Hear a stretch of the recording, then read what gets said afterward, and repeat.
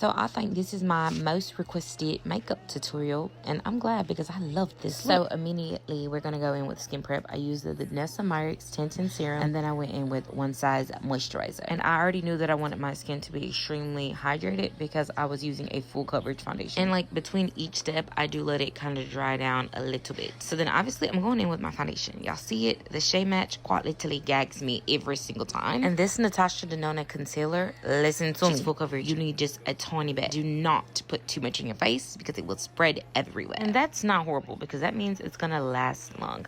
So I let that dry down and then I move on to my bronzer so my concealer can get nice and tacky. You see the blend, this BK Beauty brush, so good I want to eat it. And then I'm gonna get my bronzer brush and just clean up those edges so it can be a nice blend. Typically I put my concealer first and then I put my blush on, but I did it backwards. I just do it that way so my concealer has a longer time to get tacky. So I do blend out the outer corners of my concealer first before I go on the inner side. I don't know how to explain it, but I hope that makes sense.